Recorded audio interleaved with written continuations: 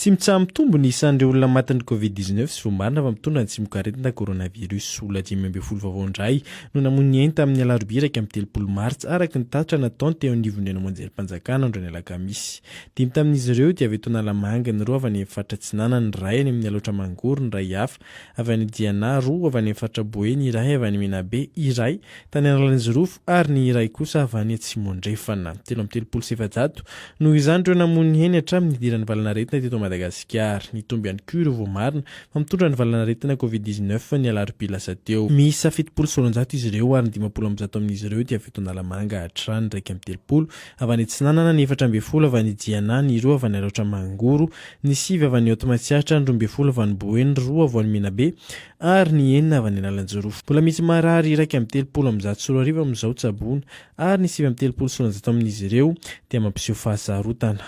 Raha totaly dia miisa 7,907 sy roa alina ireo efa voan'ny coronavirus voamarina hatramin'ny idiran'ny valanaretina teto Madagasikara.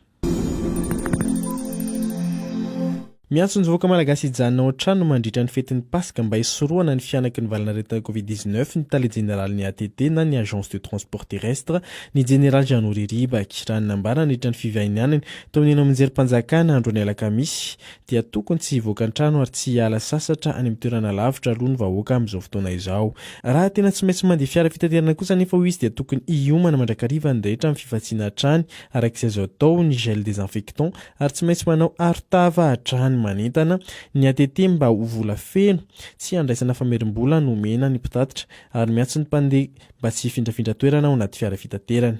Ho an'ny mpitatitra dia tokony horarahana fanafody hatrany ireo fiara isaky ny 720 ora, tokony hisy gel hatrany ihany koa ao anatin'ny fiara, voarara hatrany ihany koa ny fanaovana taingim-be sy ny fampiasana seza volamena. Hatramin'izao dia tsy voarara ny mandeha na aiza na aiza eto Madagasikara ankoatra ny Mahajanga, Marovoay, Ambadiboeny ary Nosy Be izay mikatona hatramin'ny 15 volana Aprily.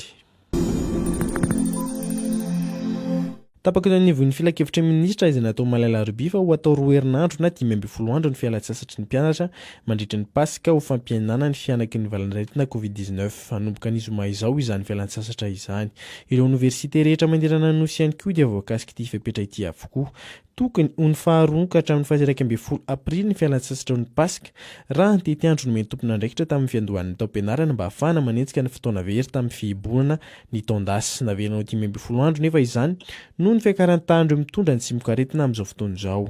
Raha ny naota navoaka ministera dia miatra amin'ireo sekoly tsy miankina ihany koa ity naoty ity ka na efa tamin'ny herinandro aza no natomboka ny fialan-tsasatra tamin'ny sekoly tsy miankina dia hitatra hatramin'ny 12 Aprily izany. Manoloana ny fianaky ny tsimok'aretina dia nanapa-kevitra ny anakatona sekoly ihany koa ireo sekoly manaraka ny rafitra avy any ivelany toy ny lycée français na ny British School sy ireo sekoly hafa.